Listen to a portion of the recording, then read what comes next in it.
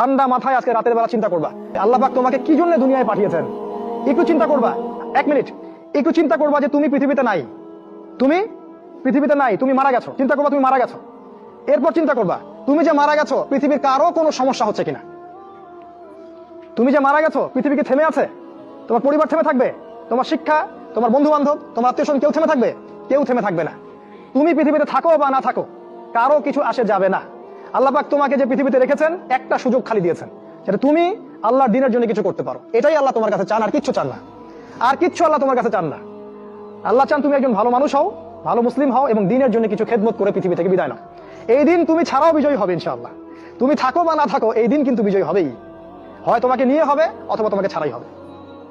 জীবনের উদ্দেশ্য ফিক্স করো। জীবনের উদ্দেশ্য একটাই, জান্নাত। জান্নাত পাওয়ার জন্য যা করা দরকার তাই করতে হবে। কোরআন হাদিস মেনে চলা থেকে শুরু করে আমল করা, আদব আখলাক সবকিছু এর মধ্যে চলে আসবে ইনশাআল্লাহ। আল্লাহ পাক তোমাকে পথ দেখাবেন। আগে তুমি জীবনের উদ্দেশ্য ফিক্স করো। একটা কথা বলি, সবাই তোমাদেরকে বলবে জীবনে সফল হতে হবে। অনেক কথা আমি বলছি আমার ব্যক্তিগত অভিজ্ঞতা থেকেই বলছি। আল্লাহ পাক আলহামদুলিল্লাহ ফার্স্ট সেকেন্ড ছাড়া রেজাল্ট আমাদের হতো না। যখন থেকে আমরা বুঝতে পেরেছি যে ট্র্যাকে আমরা যাচ্ছি সে ট্র্যাকটা ভুল, সেই ট্র্যাকটা ভুল, এই বুঝটা যখন থেকে আসছে আমাদের মধ্যে, আমরা চেষ্টা করছি অন্যদেরকে আমাদের শিক্ষা দিয়ে সচেতন করার জন্য। আমরাও ভুল করেছি, ভুলের উপর ভুল করেছি। আল্লাহ পাক যেন মাফ করেন, আল্লাহুম্মা আমিন। সাফল্যের সংজ্ঞা শেখানো হতো আমাদেরকে পরিবার থেকে। সফল হতে হবে বাবা, নিজের পায়ে দাঁড়াতে হবে, বাবাকে দেখতে হবে, মাকে দেখতে হবে, অমুক তমুক ইত্যাদি ইত্যাদি। বিয়ে করবি কি নিয়ে, তোর তো কিছুই নাই, বলে না কথাগুলো আপনাদেরকে। চাকরি বাকরি করতে হবে, প্রতিষ্ঠিত হতে হবে। শোনো, সাফল্যের একটা সংজ্ঞা দিয়েছেন আল্লাহ কোরআনে, একটাই সংজ্ঞা, সূরা আল ইমরানের মধ্যে আছে। আজকে আমি সব ডিটেইলস বলার সময় পাচ্ছি না। সূরা আল ইমরানের মধ্যে আছে কুল্লু নাফসিন যায়িকাতুল মাউত, প্রত্যেকটা নফস মারা যাবে এবং কিয়ামতের মাঠে তাদের পুরোপুরি প্রতিদান তাদেরকে দেয়া হবে। এখানে আল্লাহ সাফল্যের সংজ্ঞা দিয়েছেন, ফামান যুহজিহা আনিন নার ওয়া উদখিলাল জান্নাহ ফাকাদ ফাজ। ওই দিন কিয়ামতের মাঠে যাকে জাহান্নাম থেকে বাঁচানো হবে আর জান্নাতে প্রবেশ করানো হবে, ফাকাদ ফাজা, এই ব্যক্তি হচ্ছে সফল। সাফল্যের সংজ্ঞা কোথায় পেলেন? যদি আমরা জাহান্নাম থেকে বাঁচতে পারি প্রত্যেক ব্যক্তি এবং জান্নাতে যেতে পারি, সেই সফল। এছাড়া কেউই সফল না। এই পৃথিবীর কেউই সফল না, কেউ না। সে যত বড় রাষ্ট্রনেতা হোক, পণ্ডিত হোক, বিজ্ঞ হোক, পণ্ডিত কে হয় হোক, যার দাপটে সারা বিশ্ব কাঁপে, এও সফল না যদি না সে জান্নাতে যেতে পারে। কিন্তু একজন এই ভ্যান চালক, এক রিক্সা চালক, এক আমার ওই গরিব চাচা, ওই কৃষক, সে যদি হিসাব দিয়ে জান্নাতে যেতে পারে, সে সফল। তিনি সফল, তিনি আল্লাহর কাছে পছন্দের বান্দা। অতএব জীবনের উদ্দেশ্যটাকে ঠিক করে ফেলো, এটা প্রথম কাজ। দ্বিতীয় কাজ, তোমাকে জ্ঞান অর্জন করতে হবে। দ্বিতীয় কাজ, কিসের জ্ঞান অর্জন করবে? যে জ্ঞান তোমাকে আল্লাহর দিকে নিয়ে আসবে সেই জ্ঞান অর্জন করতে হবে। কোন কোন সাবজেক্ট পড়তে হবে তোমাকে? তোমাকে প্রথমত কোরআন পড়তে হবে, তেলাওয়াত করা শিখবে, অর্থ জানবে, আরবি ভাষা শেখার চেষ্টা করো, কোরআনের আদেশ মানো, নিষেধগুলো ছেড়ে দাও এবং কোরআনের দাওয়াত মানুষের কাছে পৌঁছে দাও।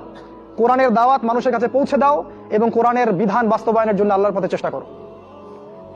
আর কি সাবজেক্ট পড়তে হবে? তোমাকে হাদিস পড়তে হবে, রাসূলের হাদিস, অসংখ্য হাদিস, এগুলো পড়তে হবে তোমাকে। আর কি পড়বে? ইসলামের ইতিহাস তোমাকে পড়তে হবে। ইসলামের ইতিহাস জানবে না তাহলে হীনমন্য জাতি হবে। তুমি জানবেই না তোমার এই বাপ দাদারা ছিল সিংহ পুরুষ, তুমি এটা জানবেই না। তোমার শেকড় যে এত সিংহ পুরুষ দিয়ে ভর্তি, তুমি জানোই না। এই জন্য হীনমন্যতায় ভোগো, মনে হয় যে আমাদের কেউ নাই, আমরা এতিম। জি না, আমরা এই বিশ্ব শাসন করেছি 100 বছর আগেও। 100 বছর আগেও এই পুরো বিশ্ব আমাদের হাতে ছিল। এখন যা দেখছো এরকম অতীত এরকম ছিল না। একটা ওমরের হুঙ্কারে সারা বিশ্ব কেঁপে যাইতো। এক আলী রাদিয়াল্লাহু আনহু যদি জিহাদের মাঠে হুঙ্কার দিতেন, সমস্ত কাফের হৃদয় একদম দরদর করে কাঁপতে থাকতো। আমাদের সিংহ পুরুষ বাবারা দাদারা এরকম ছিলেন। আমরা এত হীনমন্য জাতি ছিলাম না। আজকে আমরা আমাদের পরিচয় ভুলে গেছি। ইতিহাস পড়তে হবে তোমাকে। আর কি পড়তে হবে? ইসলামের অর্থনীতি পড়বে। অর্থনীতি জানো না, তুমি হালাল হারাম বুঝতে পারবে না। ওরা তোমার সাথে প্রতারণা করে এমন হারাম ঢুকিয়ে দিবে তুমি বুঝতেই পারবে না এটা হারাম ছিল। ইকোনমিক্স পড়তে হবে, খুব ইম্পর্টেন্ট সাবজেক্ট এই জামানার জন্য। আর কি পড়তে? পলিটিক্যাল সায়েন্স, এই বিশ্ব রাজনীতি সম্পর্কে পড়াশোনা করবে, এটা গুরুত্বপূর্ণ সাবজেক্ট। এছাড়া জেনারেল লাইনে যে পড়াশোনাগুলো করছো এগুলো ভালো, আমি এগুলো পড়তে নিষেধ করিনি। আমি বলেছি এগুলোর শিকড়টা হবে ইসলামিক। তুমি ডাক্তার হও আর ইঞ্জিনিয়ার হও আর কি হও, এটাতে আমাদের কোনো আপত্তি নাই। শিকড়টা হতে হবে ইসলামিক, কোরআন এবং সুন্নাহ ভিত্তিক। আর একটা সাবজেক্ট পড়বে ফিকহ। ফিকহ যদি না পড়ো তাহলে কি হবে জানো? তাহলে নফল মুস্তাহাব আমলগুলো নিয়ে মারামারি কাটাকাটি করে ফরজ ঐক্য নষ্ট করে ফেলবা। এখন তো দেখো না যে অল্প কিছু পড়াশোনা করে, 2 পাতা পড়াশোনা করে দায়ী হয়ে গেছে একেবারে। কোরআনটা ঠিক মতো পড়তে পারে না, কোরআনটা রিডিং ঠিক মতো পড়তে পারে না, বড় বড় ফতোয়া দিয়ে বেড়াচ্ছে, ওইটা হালাল, ওইটা হারাম, ওইটা অমুকের এই নাই, অমুকের সেই নাই। হচ্ছে না এটা ফিকহ না জানার কারণে হচ্ছে। ফিকহের বুঝ কঠিন বুঝ, গভীর বুঝ।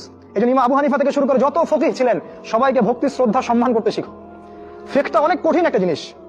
আমরা তো এখানে সমালোচনা বেশি করতে চাই, এটা ঠিক না। এই ফিকহের জ্ঞান না থাকলে তুমি কোনটা ফরজ, কোনটাকে বেশি গুরুত্ব দেওয়া লাগবে, কোনটা নফল, কোনটাকে মুস্তাহাব কোনটা, ওয়াজিব পর্যায়ের কোনটা, সুন্নতে মুআক্কাদা কোনটা কি, সব বুঝতে পারবে না। আর না বুঝতে পারলে তুমি কি করবা, যে বিষয়ে ছাড় দেওয়া যেত সেটাকে ছাড় না দিয়ে তুমি বড় বড় জিনিসগুলোকে ভেঙে ফেলবা। খেয়াল করে দেখবেন, ছোট ছোট মাসআলাগুলোকে নিয়ে, যেগুলো ইখতিলাফি মাসআলা, যেগুলো নিয়ে সাহাবায়ে কেরামদের মধ্যে দ্বিমত ছিল, এগুলোকে নিয়ে বাংলাদেশে শত শত দল হয়ে গেছে। হয় নাই? কোন দল কি বলেছে আল্লাহ নাই? কোন দল বলে যে রাসূল নাই, কোরআন নাই, আমাদের কেবলা আলাদা, এটা বলে?